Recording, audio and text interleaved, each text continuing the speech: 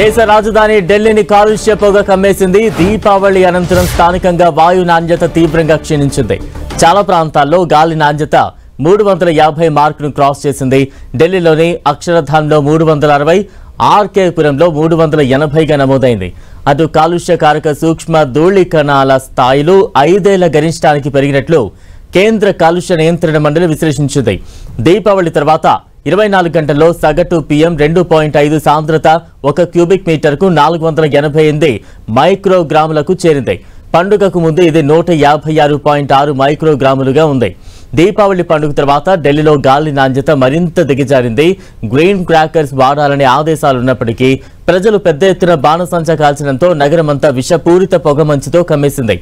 గాలి నాణ్యత దారుణంగా పడిపోయింది. ఢిల్లీలోని చాలా ప్రాంతాల్లో AQI 400కు పైగా నమోదైంది. సెంట్రల్ పొల్యూషన్ కంట్రోల్ బోర్డు విడుదల చేసిన గణాంకాల ప్రకారం ఢిల్లీలో గాలి నాణ్యత సూచిక చాలా ప్రాంతాల్లో 400కు పైగానే నమోదైంది. ఇది ప్రమాదకర స్థాయి వాయు కాలుష్యం. గత సంవత్సరం దీపావళి తర్వాత రోజున 296 పాయింట్ల AQI నమోదు కాగా ఈసారి దీపావళి రోజు సాయంత్రానికే 400 పాయింట్లు దాటినట్టు తెలుస్తోంది. 2021 నుంచి ఏటా దీపావళి ముందు ఆ తర్వాత సగటు PM 2.5 స్థాయిలు పెరిగాయి. 2021లో 163.1 నుంచి 454.5కి, అలానే 2022లో 129.3 నుంచి 168కి, 2023లో 92.9 నుంచి 319.7కి, 2024లో 204 నుంచి 220కి పెరిగినట్లు గణాంకాలు వెల్లడిస్తున్నాయి. దేశ రాజధాని ఢిల్లీలోని వివిధ ప్రాంతాల్లో టపాసులు కాల్చడం ద్వారా వెలువడిన ఉద్గారాలు, గాలుల మందగమనం తదితర అంశాలు వాయు కాలుష్యానికి ప్రధాన కారణాలని క్లైమేట్ ట్రెండ్స్ అధ్యయనం తెలిపింది. ఢిల్లీ విశ్వవిద్యాలయ అనుబంధ రాజధాని కళాశాల ప్రొఫెసర్ SK ఢాకా సైతం ఇదే విషయాన్ని తెలిపారు. హరిత బాణసంచా నాణ్యత, అందులో వాడే పదార్థాలను తనిఖీ చేయాల్సిన అవసరం ఉందన్నారు. ఢిల్లీ NCR పరిధిలో ఇప్పటికే గ్రేడెడ్ రెస్పాన్స్ యాక్షన్ ప్లాన్ 2 నిబంధనలు అమల్లో ఉన్నాయి. వాయు నాణ్యత సూచి దిగజారడంతో సెంట్రల్ ఎయిర్ క్వాలిటీ మేనేజ్మెంట్ ఈ మేరకు చర్యలు తీసుకుంది. GRAP1 అమల్లోకి వచ్చిన 6 రోజుల్లోనే ఈ ఆంక్షలు విధించారు. ఢిల్లీలో పెరుగుతున్న వాయు కాలుష్యం తమ ఆరోగ్యంపై తీవ్ర ప్రభావం చూపుతోందని ఢిల్లీ వాసులు ఆందోళన వ్యక్తం చేస్తున్నారు. ఇక ఢిల్లీలో వాయు కాలుష్యానికి సంబంధించి మరింత అప్డేట్స్ అందించేందుకు మా ప్రతినిధి గోపి సిద్ధంగా ఉన్నారు. గోపి,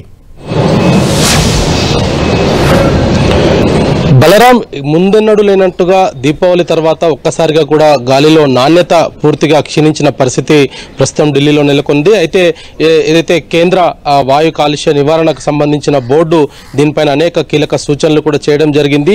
సుప్రీంకోర్టు కూడా గ్రీన్ క్రాకర్స్ మాత్రమే కాల్చుకోవాలంటూ కూడా ఈ నెల 22 అంటే ఈ రోజు వరకు కూడా 18 నుంచి 22 వరకు కూడా అనుమతి ఇచ్చింది. అయినప్పటికీ కూడా NCR అంతటా కూడా విచ్చలవిడిగా బాణసంచా కాల్చడమే ప్రధాన కారణం అనేది కూడా ఇప్పటికే అధికారులు తేల్చడం జరిగింది. అయితే ఏదైతే గ్రీన్ క్రాకర్స్ కి సంబంధించి NCR బయట ఏదైతే తయారవుతాయో వాటన్నిటిని కూడా లోపలికి తీసుకురావద్దు అంటూ కూడా ఎప్పటికప్పుడు పెట్రోలింగ్ సిబ్బంది అంతా కూడా వీటిని తనిఖీలు నిర్వహించాలంటూ కూడా ఆర్డర్ ఇచ్చిన సందర్భంగా సుప్రీంకోర్టు వ్యక్తం చేయడం జరిగింది. అయినప్పటికీ కూడా ప్రజలు పెద్ద ఎత్తున బాణసంచా కాల్చేందుకే మొగ్గు చూపడం జరిగింది. దీంతో ఢిల్లీలో వాతావరణం ఒక్కసారిగా మారిపోయింది. గత 10 ఏళ్లుగా కూడా ఢిల్లీలో బాణసంచా పైన నిషేధాజ్ఞలు ఉండడం జరిగింది. ఆ తర్వాత ఇప్పుడు ప్రస్తుతం ఈ నిషేధాజ్ఞతలను కొంత సడలించి కేవలం గ్రీన్ క్రాకర్స్ కి మాత్రమే అనుమతిస్తూ సుప్రీంకోర్టు నిర్ణయం తీసుకోవడం జరిగింది. సుప్రీంకోర్టు నిర్ణయంతో దుకాణదారులంతా కూడా NCR వెలుపల తయారైన ఈ యొక్క బాణసంచాలన్నింటినీ కూడా తీసుకురావడం జరిగింది. వాటిని కొనేందుకే ఎక్కువ శాతం ప్రజలు మొగ్గు చూపారు. ఇటు హర్యానా, అదేవిధంగా ఉత్తరప్రదేశ్ నోయిడా, గుర్గాంకు సంబంధించిన 2 నగరాల్లో కూడా అత్యధికంగా ఇప్పటికే ఈ యొక్క బాణసంచాల వల్ల పూర్తిగా వాయు కాలుష్యం జరిగినట్టుగా కూడా ఇప్పటికే అధికారులు గుర్తించడం జరిగింది. ఎన్నడూ లేని విధంగా దీపావళికి ముందే 400 మార్కు దాటడం అంటే మరి రానున్న రోజుల్లో దీని ప్రభావం ఏ విధంగా ఉండబోతుంది అన్నది కూడా ప్రస్తుతం ఒక ప్రశ్నగా మారిందని చెప్పుకోవచ్చు. మరి ఇటువంటి సిచ్యువేషన్స్లో ఢిల్లీ ప్రభుత్వం అనేక దిద్దుబాటు చర్యలను చేపడుతున్నప్పటికీ ఇటు గాలిలో కొంత ఈ నాణ్యతను పెంచే దిశగా ప్రభుత్వం అడుగులు వేస్తుంది. ఎప్పటికప్పుడు గాలిలో తేమను ఉంచేందుకు వాటర్ స్ప్రింక్లర్స్ ఇదిగా వాడుతూ రోడ్లపైన కొంత వాయు కాలుష్యాన్ని తగ్గించే ప్రయత్నం చేస్తున్నప్పటికీ ఇప్పట్లో ఈ కంట్రోల్ అయ్యే పరిస్థితి అయితే కనపడతలేదు. మరి ఈ రోజు వరకు కూడా బాణసంచా కాల్చేందుకు అనుమతి ఉన్నప్పటికీ కూడా NCR వెలుపల తయారైన బాణసంచాలే ప్రధాన కారణంగా చెప్పడం జరిగింది. మరి ఢిల్లీ NCR అంతటా కూడా ఇదే పరిస్థితి ప్రస్తుతం నెలకొంది. బలరాం. గోపి, అంటే ఎంత పెద్ద వాయు కాలుష్యం అక్కడ వేధిస్తూ ఉన్న సిచ్యువేషన్ కనిపిస్తోంది. దీంతో వైద్యులు ఏం చెప్తున్నారు, ఎటువంటి జాగ్రత్తలు తీసుకోవాలంటున్నారు, ఏ వయసుల వారి మీద ఈ ప్రభావం ఎక్కువగా ఉంటుందంటున్నారు? బలరాం, ఇది ముఖ్యంగా చిన్నపిల్లలు, వృద్ధులలో ఎక్కువగా దీని ప్రభావం ఉంటుంది అనేది కూడా ప్రస్తుతం వైద్యులు చెప్తున్న పరిస్థితి ఉంది.